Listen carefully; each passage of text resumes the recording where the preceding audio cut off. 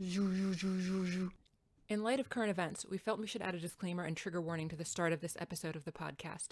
As bad timing of our production schedule would have it, the glorification of insurrection is fairly prevalent in the episode of SG1, Season 1, Episode 12, Bloodlines. In our recap, if we seem rather blasé about the issue, please know that we recorded this all the way back in November. The events that occurred at the U.S. Capitol just a few days ago were a tragedy, and we in no way condone the actions of those involved. Additionally, this episode of the show addresses the killing of a large number of juvenile aliens, and while not human, they are acknowledged to be sentient. So if this is triggering for you, we recommend that you skip through the time frame of 41:48 to 42:55. Last but not least, please excuse my occasionally crappy audio. Thanks for listening.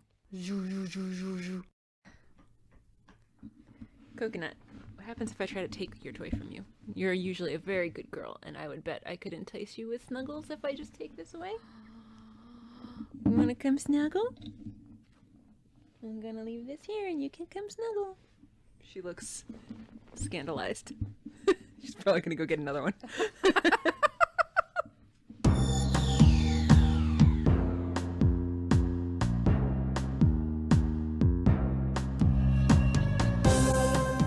Welcome to Stargatezing, a Stargate gazing podcast. I'm your host, Kathy. And I'm your other host, Mary. And every other week, we discuss an episode of Stargate, beginning with Stargate SG-1. Hello. Hello. How are you? Oh, it's been a day. Oh. How are you? Good thanks. I'm fine. That's good. Just tired. Yeah. I hate searching for a new job to replace the day job, the high school job, when it ends. And I also hate looking for a new place to live since we've decided we don't want to re-sign our lease here. So all of that is fun. So much. And by fun, I mean not at all No. fun, but I'll live. It's just a lot, and I'm tired. It's a lot. Oh.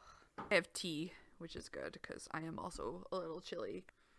Yeah, I've been cold all day, which is why I'm sitting in the bed with the heated mattress pad on, because I have been freezing all day, because this house is also really cold and drafty, which is another reason I don't want to, one of the many reasons why we don't want to re-sign this lease. It's always cold.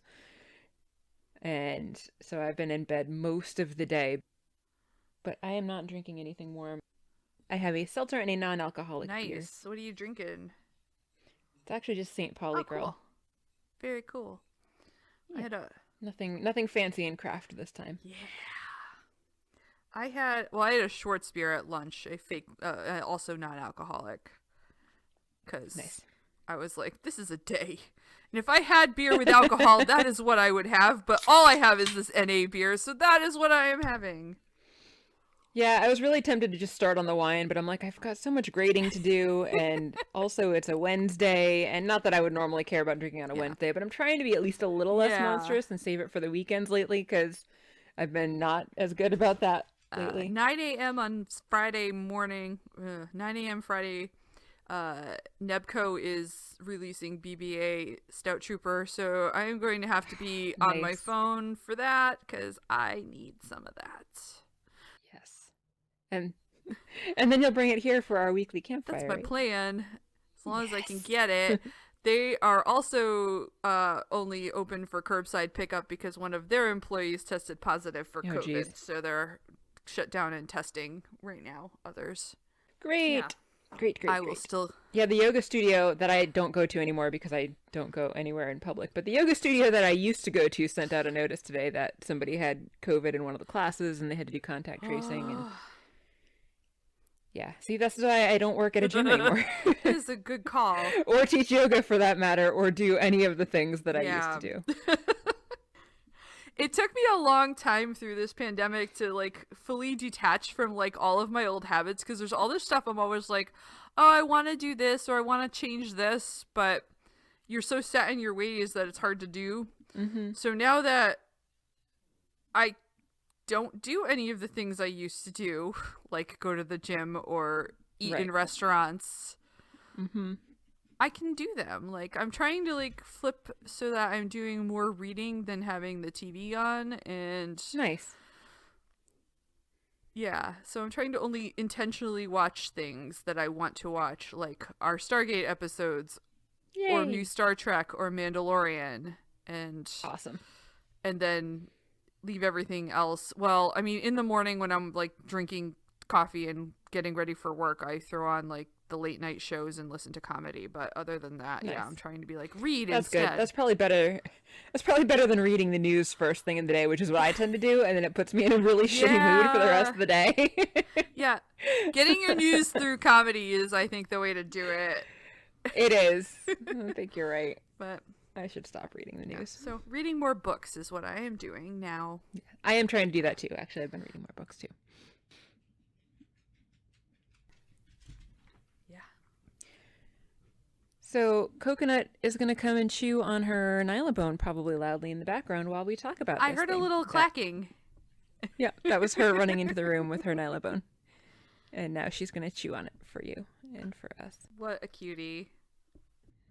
I'm debating if I should kick her out or just let it happen.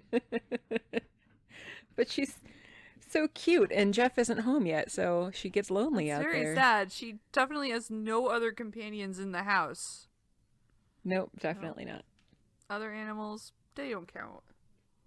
No. She doesn't like the other animals. She only likes the people. Fair. She tolerates Lily. She hates the cat. So what are we talking about today? Today we are talking about Stargate SG-1 episode 12, I believe, Bloodlines. So this episode opens up in a tent. Teal'c, dressed in his Jaffa armor, enters as a boy laying on a bed is surrounded by Jaffa men dressed in robes.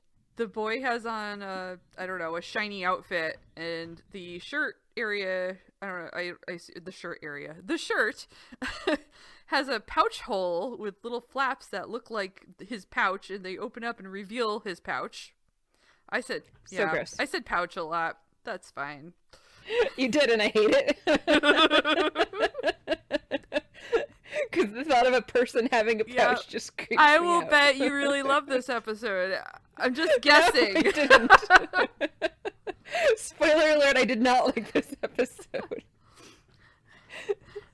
Too many people pouches. Yeah. They've got a jar there holding a Gould. Suddenly, though, it is Teal'c on the bed rather than the boy. And the priest holds up the screaming Gould. And in the distance, we can kind of hear Jack calling Teal'c's name. Teal'c is extremely agitated as the priest brings the thing closer to his own pouch and screams as it is going in. It's just... I just hated everything about this. There are flashes of the boy now walking amongst the priests in the background, and Teal'c screams, "Ryak!" a couple of times.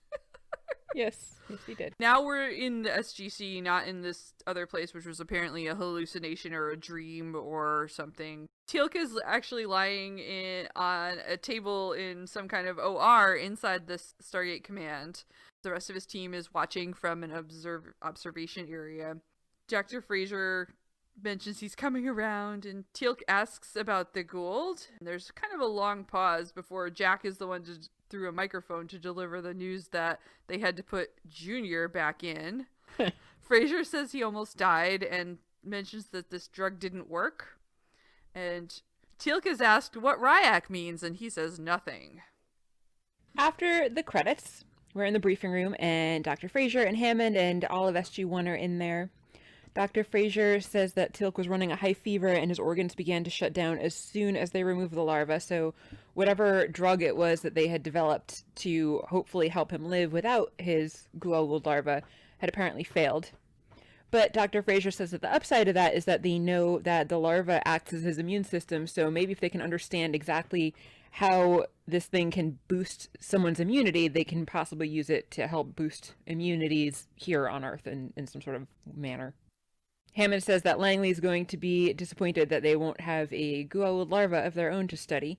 But Teal'c says that there is still a possibility because there are hundreds of larvae back on Teal'c, his home planet that we saw on the first couple episodes.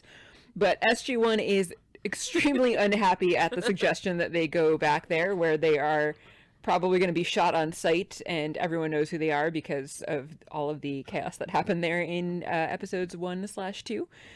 And Teal'c gets this really angry look on his face and says, "I will speak of it no further," and then just kind of leaves in a huff. And then Hammond dismisses him after Teal'c has already left.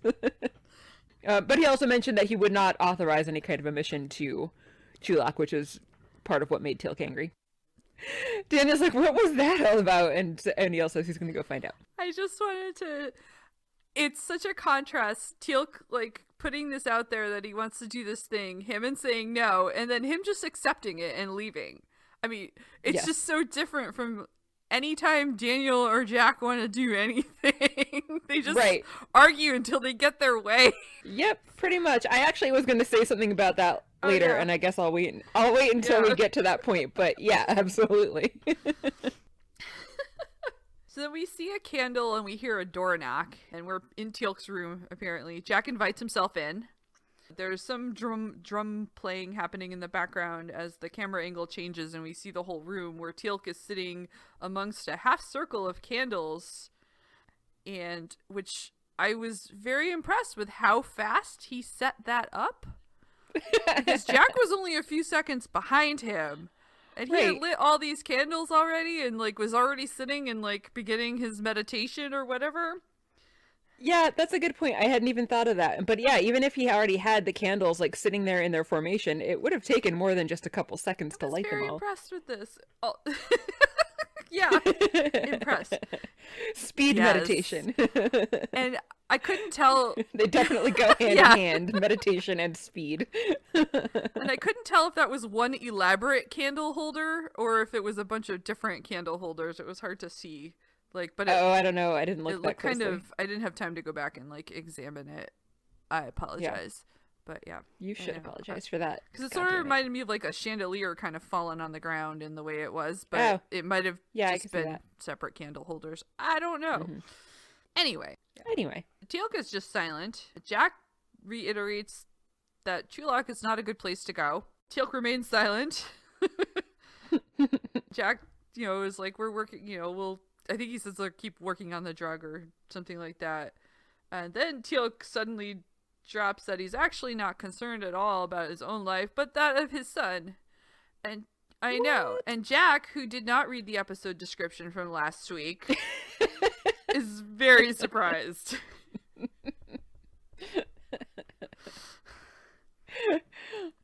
And absolutely no preparation on Jack's part for this. And apparently Teal'c not only left behind his son, Ryak, but his wife as well. Yeah, just forgot to mention her. And Jack's not really happy about this revelation. He wants to know why Teal'c lied about having these ties, which he explicitly told him he did not have. And, Teal'c, starts to explain that he's vulnerable as a warrior if, his family is caught by the enemy or whatever. And Jack's like, yeah. Absolutely, that is what that means. Yeah, so he understands they thought they may not trust him, but he's like, how can we trust you now? Which is a good point. Yes, very good point. Teal'c is determined to go back to Teal'c alone if necessary, and Jack's like, it's suicide. And Teal'c then explains that his son Ryak is about to go through the ceremony of implantation, where he gets his first gold implanted into him. And yes, also gross. It's which I guess is their whole, like, it's how he's inducted into being a warrior in their culture. And Teal'c does not want this to happen because the gold are not gods, and he wants to free his people from them. He also mentions there are others on the planet that think like him, that want freedom from the gold, and that includes his first teacher, Master Braytak. See, I thought that this was weird because before he really seemed to think that Apophis was a god initially. So if his teacher didn't think Apophis was a god, but Teal'c did think Apophis was a god, then shouldn't he have reported his teacher in at some point for speaking blasphemy? But then he never did, I guess. I was a little confused. The timeline didn't really seem to add up to me. But hey, Teal'c says he will not allow his son to be a slave. Yes. I don't know what that was. Very helpful sound effect for this scene. It totally matches the tone of what was going on. Very, very pertinent and relevant. Yes. Anyway, back in the meeting room, Hammond and SG1 minus Teal'c are all arguing about whether or not they should go back to Teal'c. Hammond is, of course, saying no, and SG1 is saying yes, and they're trying to argue that they could gain more than just a single Goa'uld by going back there. They would be able to study the Goa'uld in more detail if there's all these larvae there, and maybe find their weaknesses, and then they could also find other members of the Resistance that could help undermine the Goa'uld power. And Jack says that we know there's at least the one guy there. So, of course, Daniel says, well, if there's one, there's got to be more than one, right? Because, of course. That logic does not track, Daniel, but no. Okay. At this point, Hammond gets really angry and tells O'Neill that he needs to join him in his office. I'm sorry, I'm going to stop doing that. I don't know why that's my thing today. You don't need to, it's funny. More relevant to this scene than the last scene. So they go into Hammond's office and shut the door. He has Jack sit down. Hammond is no dummy, so he knows something else is going on than he said so far. And he is basically like, this mission is not approved, and you will go where I tell you to go. And he dismisses Jack, gets up, and then finally comes clean about the Ryak situation. And he argues that Teal'c gave up his family, so they probably owe him something. And Hammond looks maybe a little less know-y, but we don't find out then, because suddenly the loud gate alarm starts blaring. Indeed. One quick question. Yes. Does it seem like Jack told the rest of SG-1 about Teal'c's situation, and that's why they came around from "you're crazy, Teal'c"? That was my impression, yeah. I think it would make sense as to why all of them changed Why their wouldn't mind. they lead with that, with Hammond? I don't understand. Yeah, you would think. I think that they were just initially trying to protect that secrecy so that Teal'c wouldn't get in trouble for lying. I guess, but yeah. I think that maybe he realized that if they weren't going to let them go through without telling him that maybe he was doing this as like a last-ditch effort to try to convince Hammond. I think. Yeah, sure. Yeah. So in the control room, Teal'c is there in his traditional dress, so his Jaffa guard uniform, with his staff in hand, and we see a shot of his helmet sitting on a chair, and he's preparing to head back to Teal'c on his own. So he is dialing out the gate, which is why the alarm sounded. Hammond comes in and forbids Teal'c from leaving, and all of the guards that came in with them are now drawing their weapons on Teal'c. And Jack is trying to talk Teal'c down and say, this isn't really how you want to be doing this, buddy. And Hammond says that he cannot risk Teal'c going back and getting caught with all the information that he has about the SGC and the Stargate program. And Teal'c says very adamantly that he would die before he would let that happen. But then Hammond randomly is like, all right, well, okay, you can go ahead. Because suddenly he says, well, that's what's going to happen if you go through the gate alone. So, okay, you're authorized to go with a bunch of other people. So this is where I was going to mention what a pushover he is for everybody in SG1. Now also including Teal'c. Yep. They just... It just seemed like such a sudden switch from, I can't let you go, to, all right, you can go. Yeah. But, bring your chaperones with you. Do you think the other SG teams get this sort of, like, leeway with him? I wrote that question down as well, and I don't know. I was wondering that. Because, wow, what a shit show that's got to be if all of the SG teams can convince him and persuade him as easily as SG1. Like... Also, like, what a great place to be stationed if you can literally do whatever you want and you can convince the commanding officer that, like, yeah, it's fine. Right? We're going to just do this thing, and Hammond says no, and then they just are like, well, we're going to do it anyway, and Hammond's like, okay. That would be a pretty great place to work because you'd never get in trouble for anything, and you can just do whatever you want. Yeah. Anyway, since Hammond says that he's going to let them put together a mission, Teal'c does agree to shut the gate, and the guns are put down, and Hammond asks when the ceremony is going to happen, and Teal'c says that it will be within the day, so they need to hurry up and get ready. It's nice all you have to do to shut down the gate is press the escape key. Yes. Very convenient. The next thing we know, the gate is whooshing open, and the big whoosh. Yeah. The big doors open, and SG-1 enters the gate room. They are wearing elaborate roby disguises. Where did they get those? I was wondering that as well. Because Teal'c said the ceremony would take place within a day, and those look like pretty well put together costumes.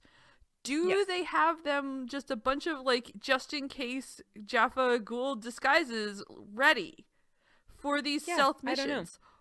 Or do they keep a wardrobe person on hand for just these situations so they can throw it all together really fast? Also a good question. I don't have answers to any of that, but I thought it was weird. Sam reminds Daniel to lose his glasses before they go through.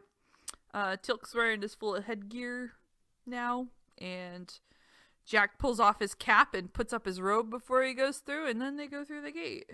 Woo!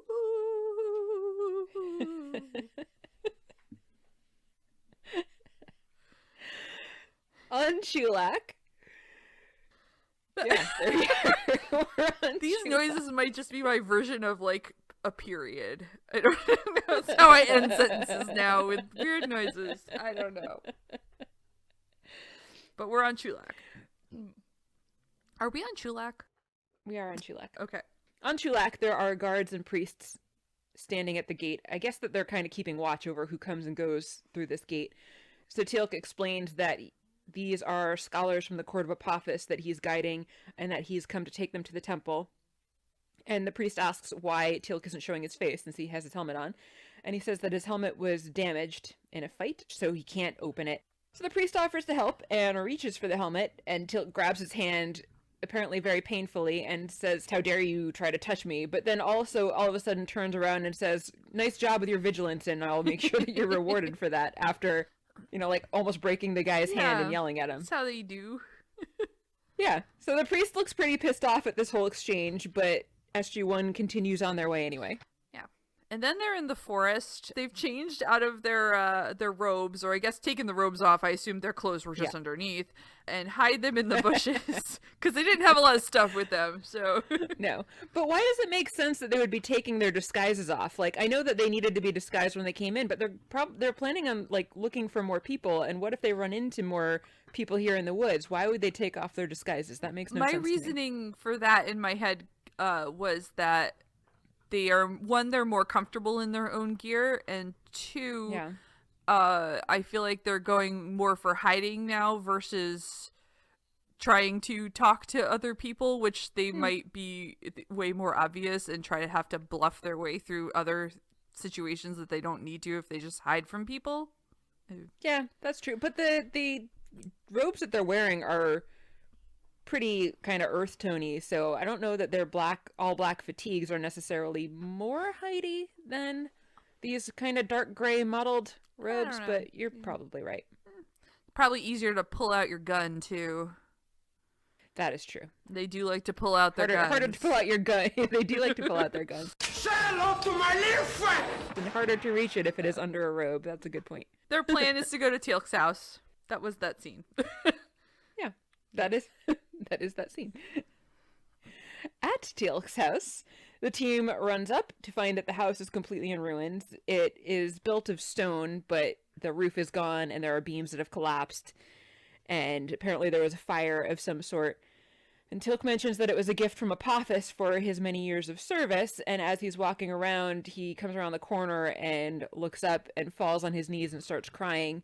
And when the rest of the team follows him, they see that there's a big kind of white stenciled looking sword on it. Except that it can't possibly be stenciled because it's like 20 feet tall, but it looks like it's stenciled anyway. I guess they had a giant stencil that they put up just for this purpose. Daniel asks what the marking mean, and Teal'c says basically that it's the mark of a traitor. Sam says they might not have even been inside when this happened, and they could still be off somewhere else perfectly fine. Teal'c goes in and starts throwing beams around, and O'Neill comes in to try to calm him down a little bit and says that Carter's probably right. We don't really know what happened. And then all of a sudden a guard comes up and yells at them, but hooray, it's apparently Master Braytak. And Teal'c and Braytak hug. And Braytak says, well, this is pretty dumb, because if I was the enemy, you'd be dead. And Teal'c asks where his wife and son are. Braytak says he's told that they're okay, and that he had apparently been watching the house because he thought that Teal'c might be home in time for the ceremony. But what made no sense to me here is that how would Braytak know that the ceremony was going to be happening if he didn't actually know for sure that they were okay? How would he know that this ceremony was scheduled? Maybe... Because it was apparently scheduled last minute, too. Yeah, maybe he... And also, how would Teal'c know that it was scheduled, for that matter? Because I think maybe it's an age thing, but I also don't know like how you know exactly the day. Maybe they are very, very precise with their coming of age ceremonies, that they have to be done at age... I don't know how old this kid is. I don't know kids' ages. Age like 422.975 at this exact hour and date we do the thing. I don't know. Yeah, could be. Yeah. Teal'c says, well, if you are waiting here, then there are probably others looking for me here too, but Braytak says that they don't know you as well as I do, so I guess Braytak figures that he's the only one that would really know that Teal'c would be coming back. Nobody else would think he would be gutsy enough to do it.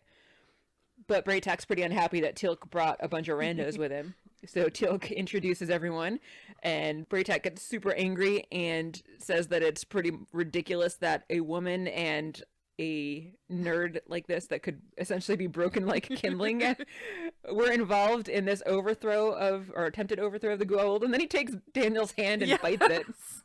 Okay. Which is weird. Yeah. He is not impressed. No. So Braytak calls them a Hashik, and O'Neill's like, what is that? And Braytak yells at him, asking if he's challenging him. So Braytak turns to attack, but O'Neill disarms him pretty readily and knocks him down and points Braytak's own staff weapon at him and says, if you don't want us here, why don't you just say so? So at this point, Braytak, who's on the ground, starts laughing and tells Teal'c that he chooses his friends really well, but if it was 100 years ago, the fight would not have been so easy. So O'Neill's like, oh shit, you're 100 years old? I'm so sorry. God, I'm sorry. And is apologizing profusely as he tries to help Braytak up. But then Braytak grabs his hand and does like this funky maneuver with his legs and throws O'Neill to the ground and then very nimbly jumps up himself and reclaims his weapon. And Braytak says that he's 133 years old, apparently. And O'Neill's like, good job, you must be working out.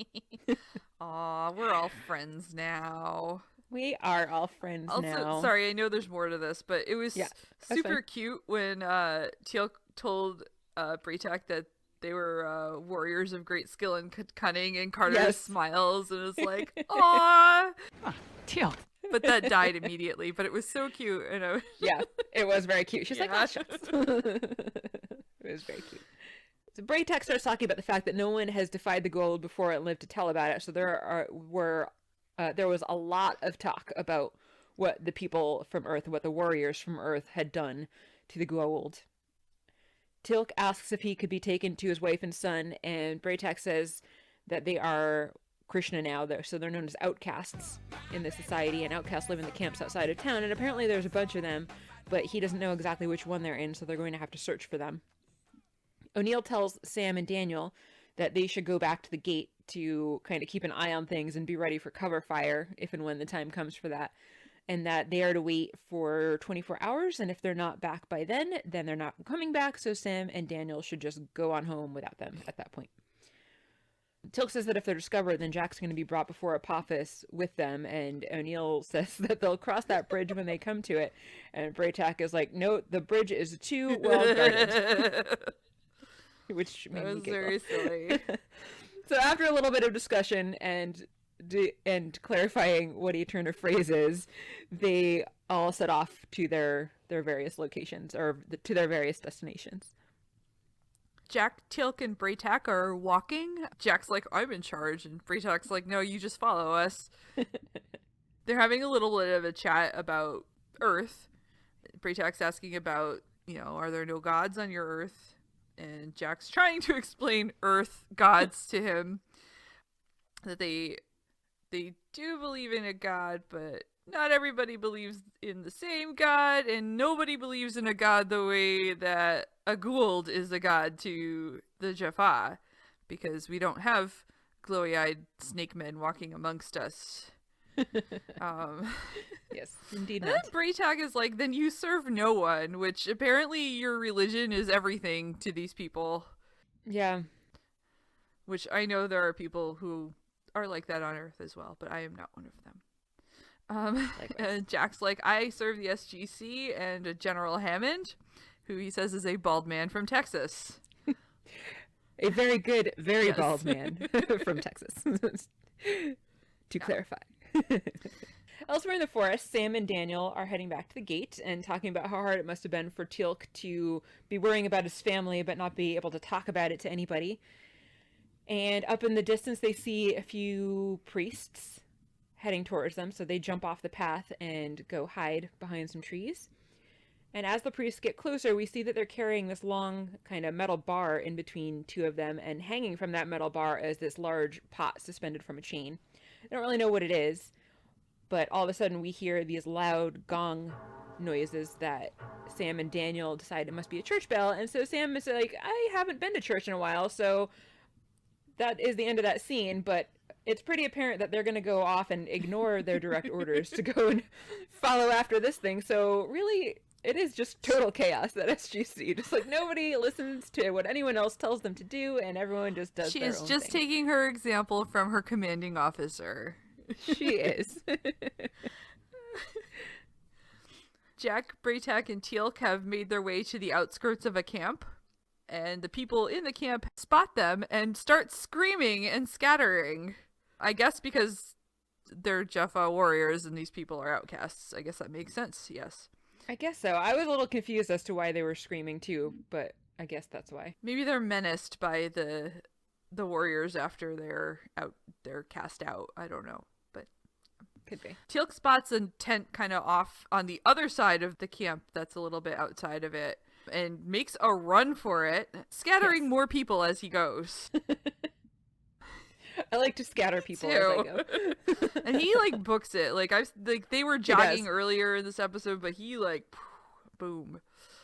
And they come to sort of the inside. I guess it doesn't have a roof, so I guess it's not. Yeah, it's just curtains. What, the curtains? Yeah. Curtains. So, quote, inside, behind the curtains, It is Yeah. the curtains. not the curtains. So, beyond the curtains,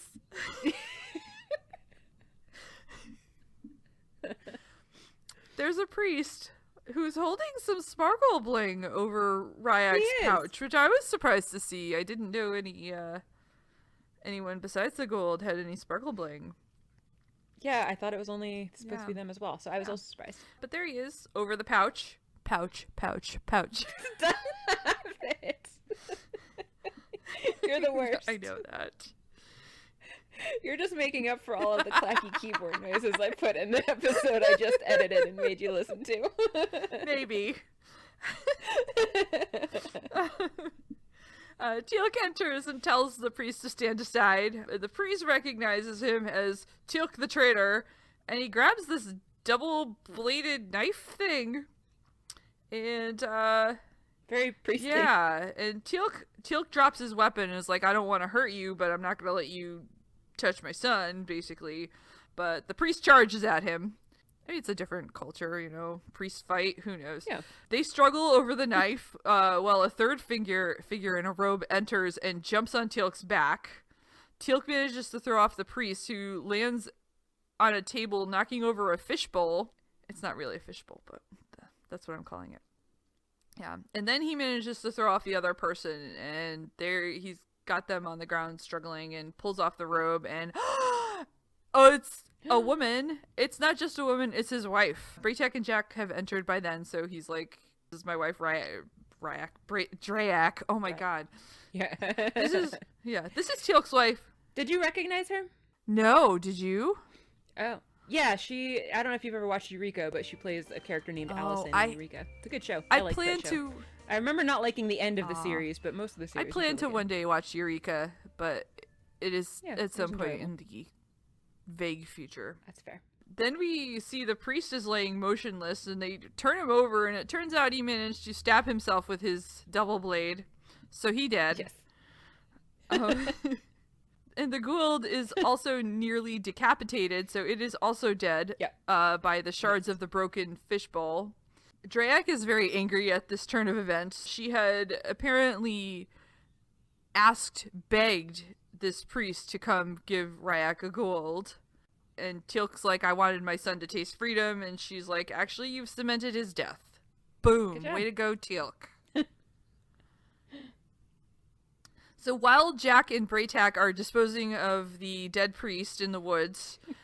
Just gonna leave him over there.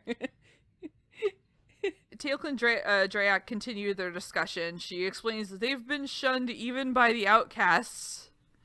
And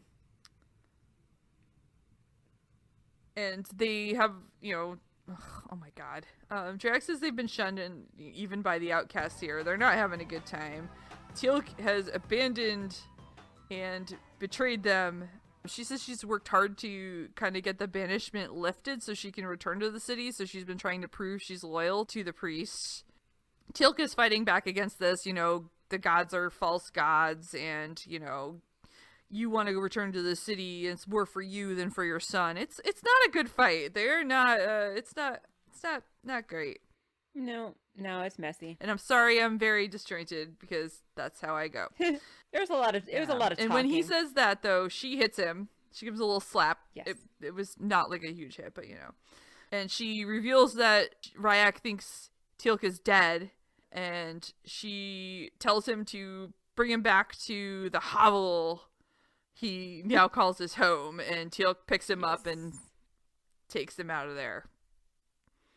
She also specifically says that she will let Ryak, that Teal'c will have to witness the dishonor in his eyes when he finds out that his dad is still alive. And I was like, wow, that's super harsh.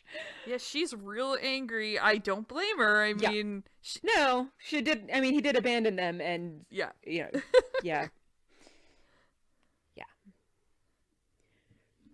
Elsewhere in the forest, Daniel and Sam are continuing to follow the priests, and the priests come up to this big church-like building, which is where the bell is ringing from. And the priests stop at this big tank full of hagfish, which also freaked me out because I hate hagfish. And they scoop up the presumed larva out of the hanging thing. They don't actually show it, but it's pretty obvious that they're just putting something into the tank, so we can kind of guess that it's a larva that they're putting into the tank. And then Sam says, well, let's go have a closer look. Back at the outcast camp, Teal'c and Teal'c are tending to Ryak, who has a rash all over and keeps coughing. Ryak wakes up, though, and recognizes Teal'c as dad, and there's a moment where they hold hands, and it's very nice. And he's like, I knew you weren't dead. Apparently, Ryak has been sick since they were cast from their home, and if he doesn't get a Gould, he will die. Jack and Braytac join, and Jack recognizes that Ryak has scarlet fever, which I don't know. I don't know how you would know that. I mean, there are some telltale signs, but you can't tell me that Jack, who has no science aptitude, as he freely admits, happens to know the signs and symptoms of scarlet fever. How frequently do people get scarlet fever? Nowadays, not very. Yeah, also I was wondering, like, because I glanced at the Wikipedia page just before, because I was like, it's caused by strep? What? Yeah. So, I mean, most people are treated for their strep, so I guess... Right. Yeah, most people get treated for their strep throat before it turns into scarlet fever. I mean, like, back before antibiotics were a thing, it used to be really bad, and could be very dangerous. Also, like, if these people were taken off of Earth thousands and thousands of years ago, scarlet fever is caused by, like, a specific species in the Streptococcus genus. Pyogenes, actually. I did look it up, because I didn't know off the top of my head. But, like, they would not likely have, like, the exact same species of bacteria, because bacteria evolve pretty quickly, can evolve pretty quickly, because they divide quickly.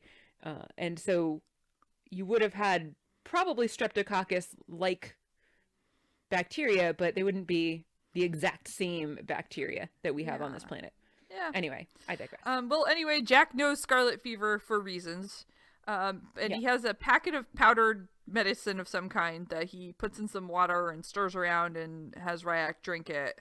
And says, this won't cure him, but there's a possibility Earth medicines such as antibiotics could save him. So if they can get through the Stargate, there may be a way to save Ryak that doesn't involve implanting him with a junior of his own.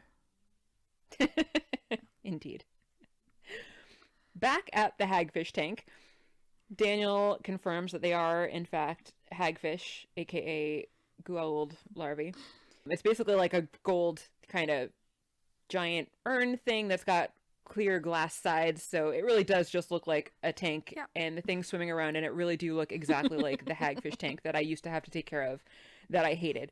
So Sam asks, well, why would they just leave them out in the open like this? And Daniel says, well, they're really revered. Who would want to steal one? And Sam's like, well, we do.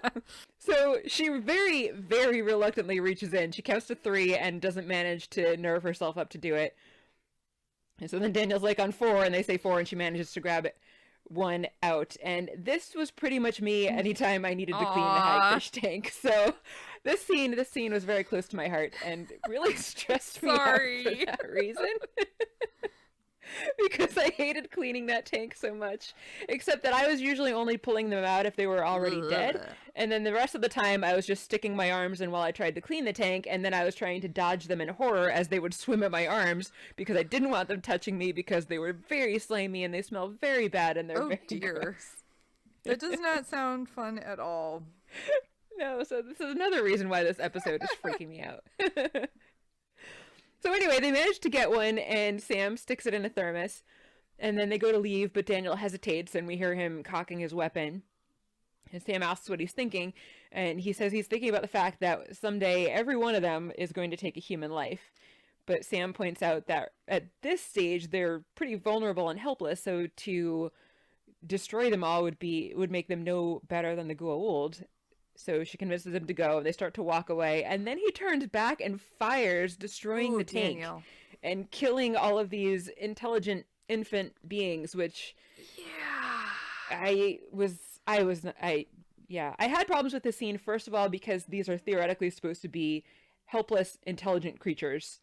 Like, intelligent as people, or more so. So it's almost like destroying a bunch of little kids, which freaked me out. And then watching them flop around also freaked me out. So I just hated everything about this scene also, and I actually literally felt nauseated watching them flop around. I'm very sorry. I was glad that they cut away from it pretty quickly. It's fine.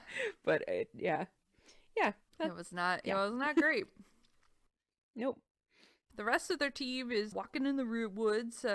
Teal'c has Ryak in his arms, but then they stop and put him down, and it turns out Ryak's not breathing anymore, which is not good. They seem pretty sad for a moment, and then Teal'c decides he's going to give him his Goa'uld hagfish.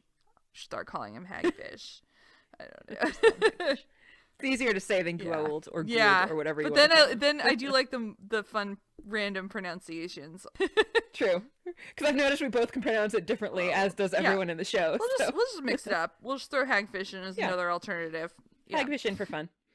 And Jack's, like, dude, you can't live without this. And Braytak's like, actually, he has a right to do this. He's the father of this child. He said it much more succinctly than I just did. Yeah. It is a father's right. I like to babble, and Braytak is a man of few words. No, that's Teal'c. Yes. But Braytak, too, probably. Well, they both are. I feel like few words, but poignant words. Yeah. So Teal'c strips off his armor and opens his pouch, and he does the thing. Yep, hated this. He's he says he's sorry for doing this, but it's to save his life. His ghoul creepily pops out. We hear the shrieks, but we are spared the image of it going into his son. Teal'c's like, forgive me. Yeah, that was sad. I mean, these were a rough couple scenes for me. Yeah, it's gross, but then also it's really sad because Teal'c is the one who actually just enslaved his son for life. So Right. Yeah, exactly. Yeah. It was very sad. But gross. Yes. Very gross. Elsewhere in the forest, Dan. You guys are good elsewhere in the friends. You can forest, call him Dan. Daniel. we're besties now. We're not on first name basis. We're on nickname basis. Yeah. Elsewhere in the forest, Daniel and Sam. There we go. Not Dan and Samuel. Elsewhere in the forest, Daniel and Sam are walking along, and Daniel is wondering if these things need to be fed, meaning the hagfish. Hagfish do need to be fed, by the way. I fed them. What do they eat? They actually eat dead things, rotting carcasses. Would they eat their own dead things? Oh. Yeah, well, yeah, of course. They eat dead and rotting flesh typically. Although I did not feed them rotting things, I would feed them like pieces of fish. But out in the actual like bottom of Long Island Sound, where you would typically find them, they eat like decomposing carcasses and stuff. Which gross. Yeah. Okay. Important job. Yeah. Someone's got to do it, but that just makes them that much more disgusting. Yeah. So all of a sudden they come under fire, which isn't too surprising because that gun that they just used was not very stealthy. No. So they've been noticed by the people of Teal'c, and they go and hide behind a tree, and Sam throws a grenade at them, and that takes out everybody. Very effective. Yes, quite effective. So they head back to the gate. Meanwhile, Ryak is starting to heal while Teal'c is starting to fade. Teal'c asks Braytac to hear his will. Jack tells them to hold on because Sam and Daniel have just arrived. They explain Teal'c's problem to them, and Sam and Daniel conveniently have this one hagfish that they were going to study, but I guess Teal'c can have it if it's that important to him. They don't say that, that's me. They say they stole it from the monastery, and Braytac is like, "You dare steal?" From the Braytac and Drac are both horrified by that. And Drac's like, sacrilege. And I got Drac because I think she's still a little bit of a believer, but I was a little confused about Braytac, but also maybe he was just like, you idiots. Yeah. But I was also thinking, well, it's a good thing they didn't mention that not only did they steal this one, but they also killed all the other ones and destroyed their little home. They left out the mass murder. Yeah, but there's no repercussions for Daniel, I guess, and here we are. They hand off the thermos to Braytac, who says the gold is young, but it might work. It might be too young. We don't know. We'll find out. And then we have another squealy hagfish going from the thermos into Braytac's hand, and then it will then go into Teal'c's pouch. We are again spared the view of that, but we do see the gasping horror on Teal'c's face. Yep, and I hated all of this as well. Elsewhere in the forest, a bunch of Jaffa run up and find all of the dead guys that Sam killed with the grenade and blow a horn. And at the gate, a priest hears that horn and sends the Jaffa off that were with him to go and check out the scene and see what's happening. Back with SG1 and everyone else, Teal'c is better, and he's the one that ends up carrying Ryak, which didn't make a whole lot of sense to me, since he was kind of just on death's door, so make him carry the kid? Why doesn't someone else maybe carry he the kid? insisted, But I guess yeah. he wants to carry his own son.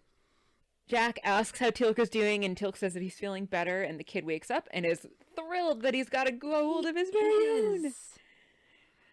Yeah. At this point, Teal'c tells him that he needs to follow the guidance of his mother and of Braytac. And the kid asks Teal'c to stay, but Teal'c says that he can't, but one day he's going to return to fight side by side with his son in order to free their people from the gods. And this whole scene just really didn't make a whole lot of sense to me, because Drayak really doesn't seem to be opposed to the Goa'uld at this point. So they're talking like she's going to guide Ryak in the ways of the Resistance, even though she's not part of the Resistance and doesn't approve of the Resistance. And also, why does the kid wakes up and is like, oh, you're leaving, okay, but how did Ryak know that Teal'c was going to leave, and why is Ryak happy to be thinking of fighting at his father's side to destroy the Goa'uld when he was just so happy, like literally 2 seconds ago, that he just got his own Goa'uld. So this whole conversation really didn't make any sense to me. I don't have any help with that.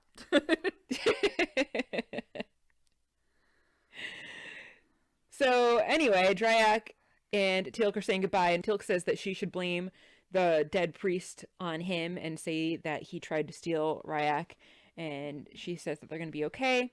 We hear horns blowing in the distance, and so she says that they really need to go now, and so SG1 and Braytak head off and leave Dryak and Ryak behind. Dryak and Ryak and Braytak. Yep. So many acts. How cutesy. Yes. So they go find their costumes, and Jack's like, I got a plan, and Braytak's no, you're gonna do what I say, and you don't need these dumb costumes. And then they're off to the gate.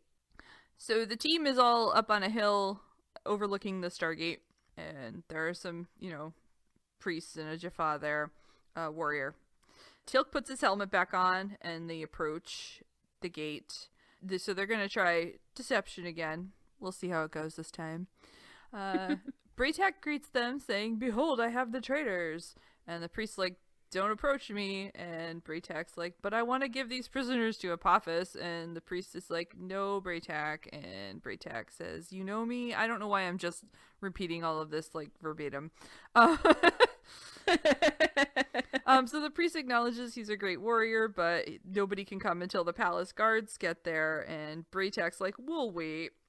But then he turns around and starts firing at the ground at their feet. Which was an odd choice to, show them that you're about to attack them by firing a big line in the sand at their feet and giving them the chance to kill you first before you actually attack them. And then he jumps through his ring of fire that he's just created. Wall of fire, I guess.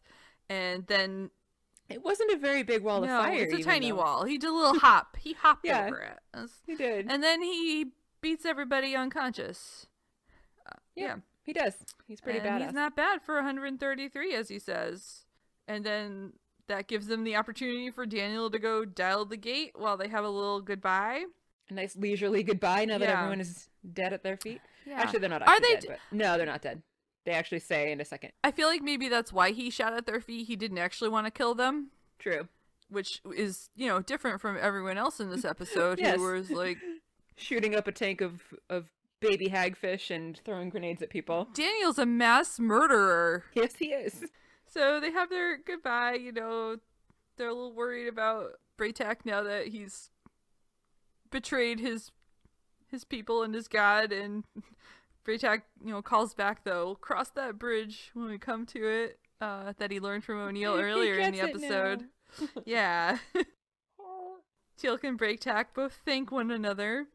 And Braytak is looking forward to teaching another young warrior about new worlds and false gods. Yes. So they have their farewell and they go. Before they go through the gate, though, SG1 turns around and the military people salute Braytak. That would be Carter and Jack. And Braytak holds his weapon above his head in return, and then they go through. Teal'c lingers for a second, and then he also goes, and Braytak leaves. The end. I thought it was kind of funny that Daniel's alternative to a salute was to just kind of give him a weird wave. Yeah, not even just like a normal way of goodbye, but he just is kind of like bye. Should have given him a thumbs up. Yeah. I'm fond of the thumbs up, like or maybe some finger guns. I like a thumbs up. On Zoom, we use thumbs up all the time. Yeah. To say, how's everyone doing today? Thumbs up, thumbs sideways, thumbs down. Hopefully not thumbs down if you're bad. Hopefully thumbs up or thumbs sideways at least. Anyway. Yeah. So that was it. How did you like this episode, Mary? I didn't like it at all. The episode itself was fine. I didn't have the same kinds of issues with the cringiness of which was the one, the episode where Sam got kidnapped. What was the name of that one again? Oh, that was Emancipation. Yeah. So I didn't have the same issues with cringiness as Emancipation or the bad science of Broke a Divide. This time I didn't enjoy it just because of my own weird neuroses, but the episode itself was fine. Yeah. But I just hated it because it just creeped me out so many times for so many reasons. Totally get it. I think I liked this episode pretty well. It was it had its silly moments, but also some serious moments. And I like that in an episode. Agreed. I like Braytak. He seems fun. I hope we see more of him. Yes. Yeah, he's a good character. I like him. Yeah. But otherwise, yeah, I had no big issues with it other than that General Hammond is running a clown car over there. I don't know what he's doing, but apparently neither does he. Yeah. I want a job where I can just do whatever I want. I know, right? That'd be nice. That'd be great. Yeah. Go to work, don't go to work, go here, go there. You know, kill a a bunch of people, don't kill anyone. It's all good. Yeah.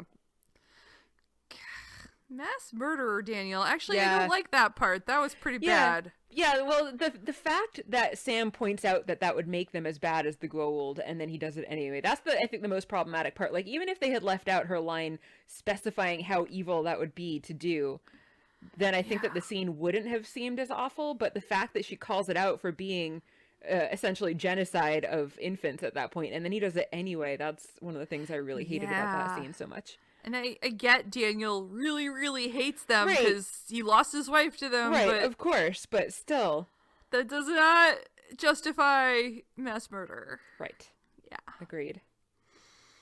Even of really, really bad people. Yes. Because they're babies. Exactly. Bad babies are still babies. That is true. All right. What is happening next? What's our next episode? I forgot about that. Let me pull that up here. Oh, sorry. SG1 season 1. Where are we on episode after Bloodlines? The next episode is called Fire and Water. Oh. And the description for that episode reads as follows from my booklet.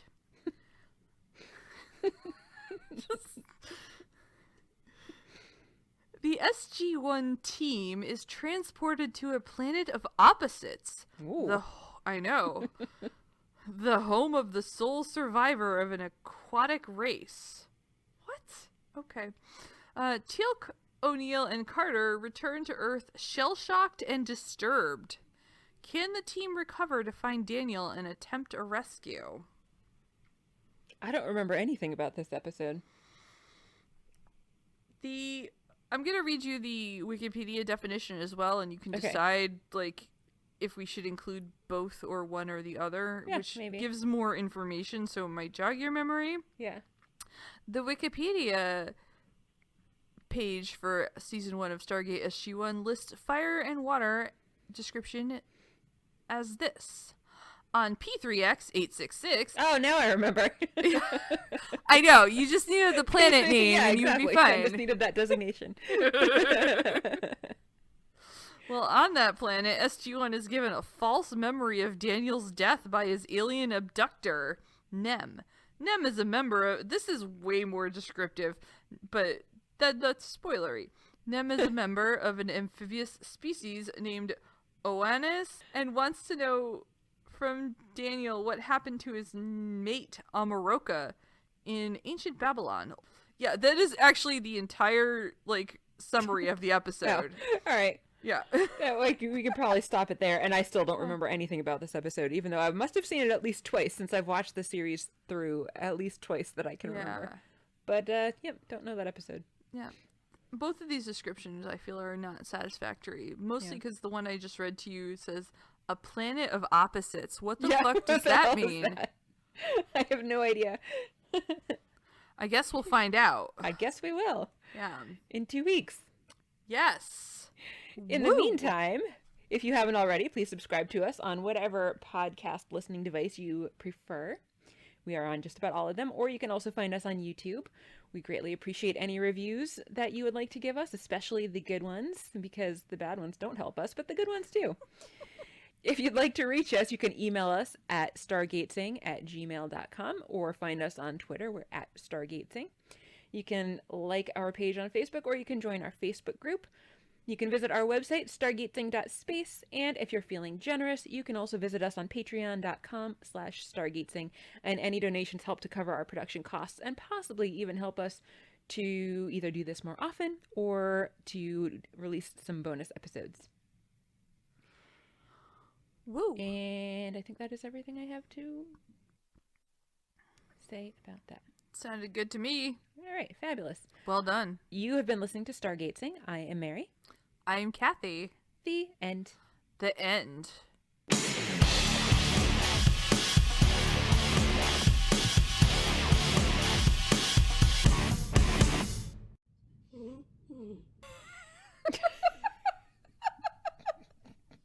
She wants her toy back. Sorry. Okay.